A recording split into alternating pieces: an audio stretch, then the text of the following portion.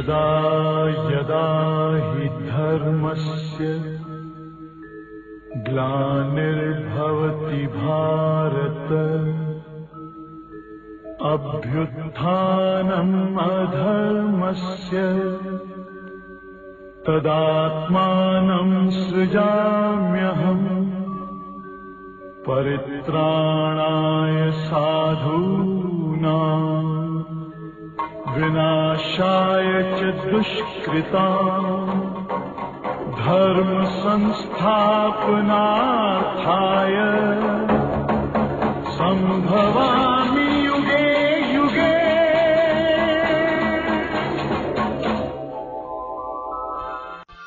जब जब धर्म की अति ग्लानि होती है तब तब मैं अधर्मों का विनाश कर एक सत्य धर्म की पुनर्स्थापना के लिए प्रत्येक ऐसे युग में इस सृष्टि पर अवतरित होता हूं।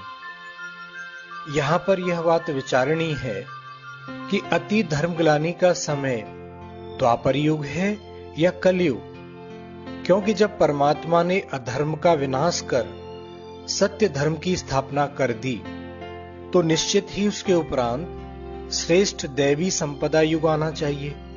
लेकिन सृष्टि चक्र के अनुसार देखें तो और ही घोर पापाचार जनसंख्या वृद्धि का समय कलयुग आ गया। यहां पर समय चक्र के आधार पर भी हम आपको समझाने का प्रयास करेंगे कि प्रकृति के 5 तत्व जिनसे शरीर और अनेक पदार्थ निर्मित हैं, वे सभी सतो रजो तमो 3 अवस्थाओं से गुजरते हैं, जिसे हम विज्ञान की भाषा में लॉ ऑफ एंट्रोपी भी कहते हैं।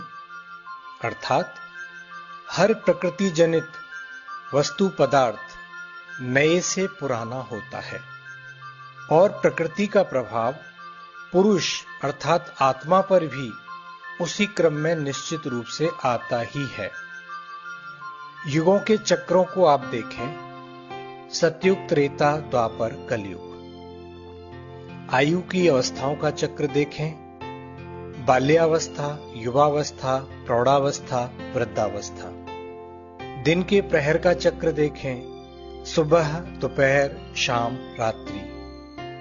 इस प्रकार ये सभी क्रमवार सतो रजो तमो 3 अवस्थाओं से गुजरते हैं और सभी की अंतिम अवस्था थकान एवं अंधकार युक्त होती है। अतः अति थकान व अति अज्ञान के समय पर ही ज्ञान व विश्राम की आवश्यकता होती है। इसलिए यह तर्क संगत भी है कि इसी समय गीता के भगवान द्वारा गीता ज्ञान से कलयुगी अज्ञान अंधकार को समाप्त किया जाता है और आत्मा अपने घर परम धाम विश्राम के लिए आरोहण करती है और पुनः सतयुगी सतो प्रधान दुनिया में जीवन यात्रा आरंभ करती है। इसी संदर्भ में भक्ति मार्ग में भक्तों ने भगवान से प्रार्थना भी की है, असतो मां सद्गमय तमसो मां ज्योतिर्गमय मृत्युर्मा अमृतगमय। इस प्रकार गीता ज्ञान देने का समय कलयुग का अंत और सतयुग के आने से पूर्व का समय ही हो सकता है, जिसे हम पुरुषोत्तम संगम युग कहते हैं।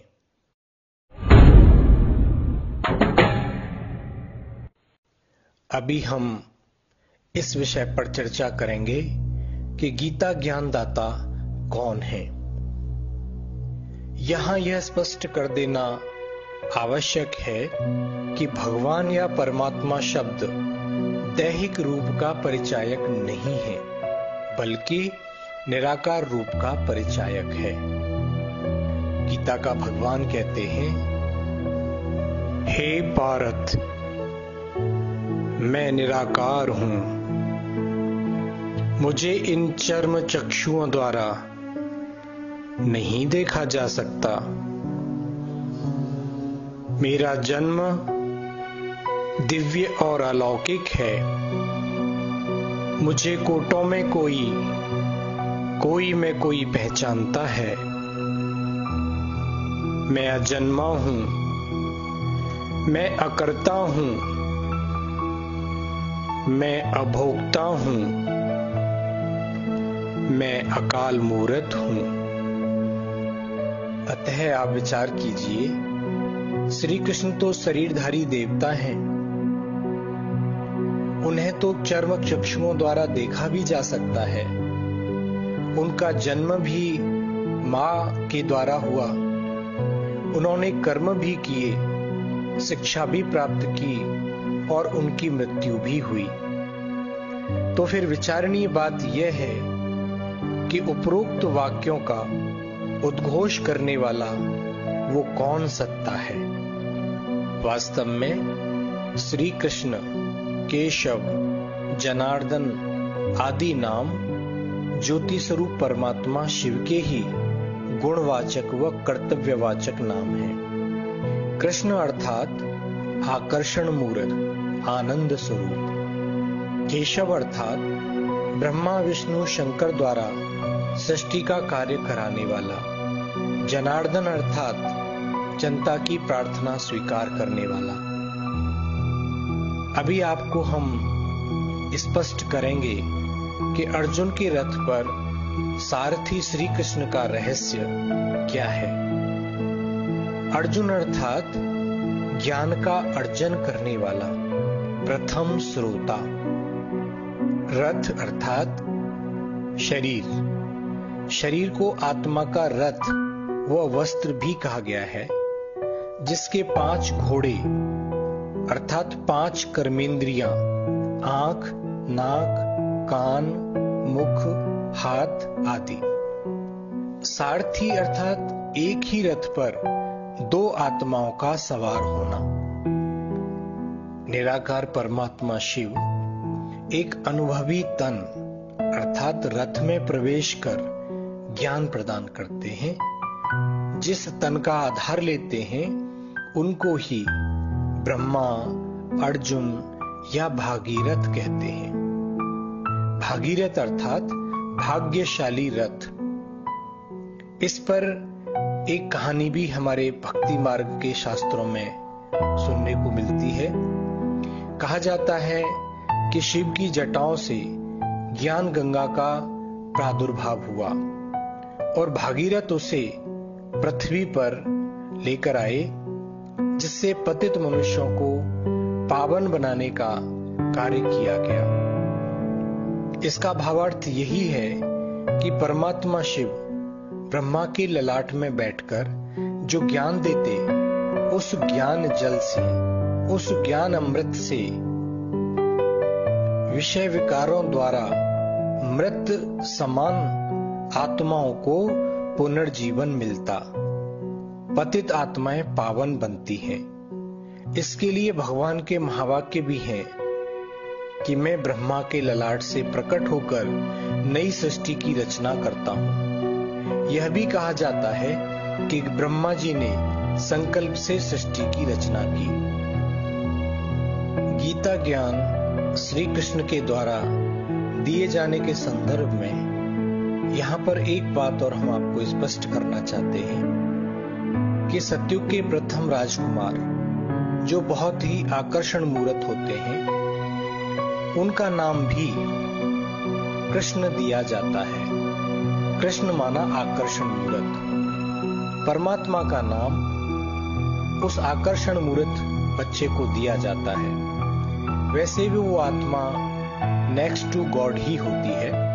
इस प्रकार श्री कृष्ण की आत्मा जो प्रथम जन्म में श्री कृष्ण होती है, वही आत्मा जब कलयुग के अंत में अपने अंतिम जन्म में पहुंचती है, उसी तन में परमात्मा शिव निराकार प्रवेश कर उनके द्वारा ज्ञान प्रदान करते हैं और उस आत्मा को ब्रह्मा नाम देते हैं।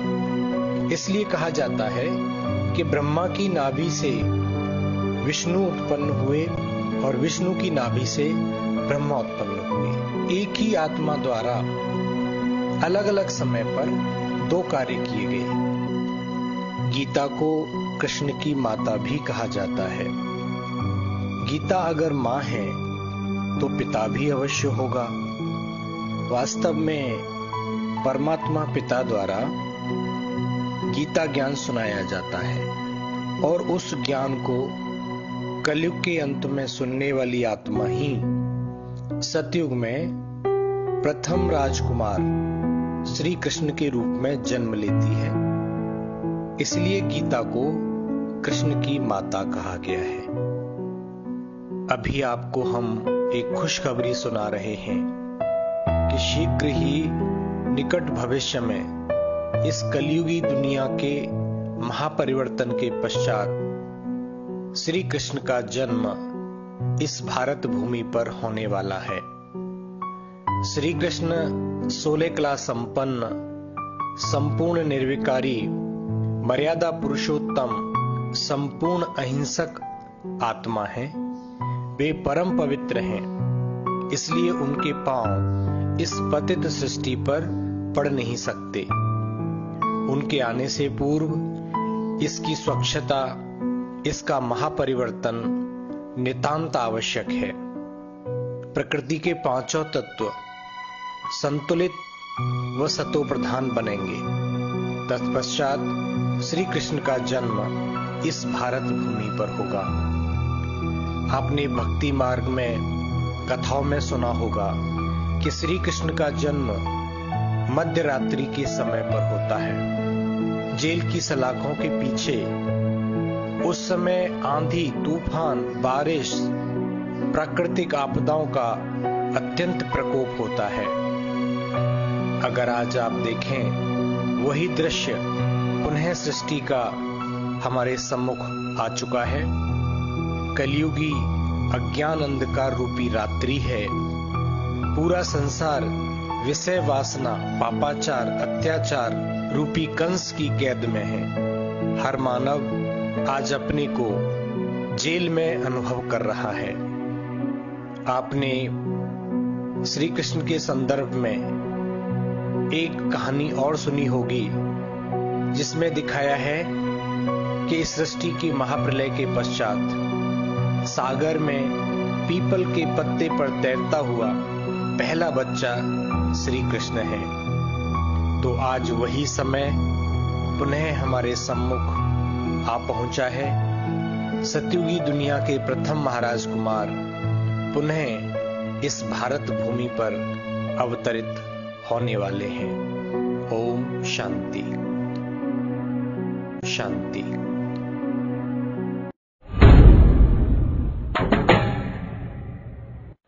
अभी हम गीता ज्ञान का उद्देश्य क्या है इस विषय पर जानेंगे। प्रकृति पुरुष क्षेत्र क्षेत्रज्ञ अर्थात आत्मा और शरीर के भेद को स्पष्ट करने का उद्देश्य है। आत्मा व परमात्मा के सत्य स्वरूप व कर्तव्यों को स्पष्ट करने का उद्देश्य है। कर्म अकर्म विकर्म की गुह्य गति का ज्ञान प्रदान करना गीता ज्ञान का उद्देश्य है। दैवी आसुरी संप्रदाय का अंतर समझाना, काम क्रोध आदि विकारों पर विजय प्राप्त कराने की विधि सिखाना, ये गीता का प्रयोजन है। गीता को द्वंद्व युद्ध शास्त्र भी कहा जाता है। इसे धर्म संग्राम भी कहा गया है। महाभारत अर्थात समूचे विश्व में युद्ध का वातावरण जो वर्तमान समय हम देख रहे हैं। महाभारत वास्तव में मनोविकारों के साथ युद्ध की कहानी है। कुरुक्षेत्र अर्थात कर्म क्षेत्र। अब यहां पर हम महाभारत के पात्रों के ऊपर प्रकाश डालेंगे। पांडव अर्थात पवित्र विचार वाले मनुष्य, कौरव अर्थात बुरे विचार वाले मनुष्य। सभी पात्रों के नाम गुणवाचक व कर्तव्यवाचक हैं। जैसे युधिष्ठिर अर्थात मनोयुद्ध में स्थिर रहने वाला, दुर्योधन अर्थात दूसरों का धन, उनका अधिकार छीनने वाला, धृतराष्ट्र अर्थात अधर्म को देख आंखें बंद करने वाला पुत्र मोही मूर्ख राजा, अर्जुन को भी कई नामों से संबोधित किया गया है, जैसे अर्जुन, परंतप, गुडाकेश अर्थात ज्ञान सुनकर धारण करने वाला, तपस्वी, निद्राजीत। गीता का भगवान कहते हैं कि हे अर्जुन, तू युद्ध भी कर और मुझे याद भी कर। अब आप विचार कीजिए, याद करना तो एक ध्यान प्रक्रिया है जो शांत चित्त से बैठकर ही की जा सकती है। गीता में अर्जुन को बार बार युद्ध के लिए प्रेरित करने का तात्पर्य है कि मनुष्य देह व देह के संबंधों में फंसकर काम क्रोध आदि के आगे घुटने टेक देता है, उन पर विजय की आशा छोड़ देता है। इसलिए श्री कृष्ण अर्थात परमात्मा अर्जुन को कहते हैं कि तू ये धर्म युद्ध कर, कायर मत बन। इस धर्म युद्ध को जीतने के बाद ही तू स्वर्ग को प्राप्त करेगा। दूसरी ओर युद्ध में मित्र संबंधियों को मारने से क्या तात्पर्य है? वास्तव में उनके प्रति जो आसक्ति, मोह है, उसे नष्ट करने की आज्ञा गीता का भगवान देते हैं। गीता का अंतिम लक्ष्य भी यही है, नष्टो मोहा स्मृति लब्धा, अर्थात देह के संबंध, देह के पदार्थों से नष्टो मोहा बनना और एक परमात्मा की स्मृति में टिकना। मामेकम शरणम व्रज, एक परमात्मा की ही शरण में जाना। मन मना भव मद्याजी भव, परमात्मा में ही मन लगाना। अतः यह प्रमाणित है कि गीता ज्ञान द्वारा हिंसक युद्ध की शिक्षा कदापि नहीं दी गई। वह संपूर्णतया अहिंसक मनोविकारों के साथ युद्ध की शिक्षा है। और अंत में गीता ज्ञान का एक मूल उद्देश्य, मुख्य प्रयोजन है परमात्मा द्वारा दुखी अशांत आत्माओं को राजयोग की शिक्षा प्रदान कर राजयोगी बनाना। गीता का भगवान कहते हैं कि राजयोगी अद्वेष्टि होता है, उसका सभी से मैत्री भाव होता है, सबके प्रति करुणा भाव होता है। वह निर्मोही, निरअहंकारी, क्षमाशील व सदा संतुष्ट होता है। वह दुख और सुख में समान होता है, ना स्वयं दुख लेता है और ना ही दूसरों को दुख देता है। वह अंदर बाहर पवित्र होता है, उसका चित्त सदा शांत व शीतल होता है, उसका कोई शत्रु नहीं होता। वह कर्मेंद्रियों पर विजय प्राप्त करता है। वह निंदा स्तुति, मान अपमान, हानि लाभ, जीवन मरण, यश अपयश सभी में समान रहता है। अतः अंत में हमें आपको यह बताते हुए अति हर्ष हो रहा है कि वर्तमान समय महाभारत का समय चल रहा है। गीता का भगवान भी इस समय इस सृष्टि रंगमंच पर अवतरित होकर गीता ज्ञान सुना रहे हैं। यह परमात्मा मिलन का अति सौभाग्यशाली समय चल रहा है। अतः आप भी अर्जुन बनकर परमात्मा से राजयोग सीखकर भविष्य में देव पद प्राप्त करने का अपना अधिकार प्राप्त करें। ओम शांति।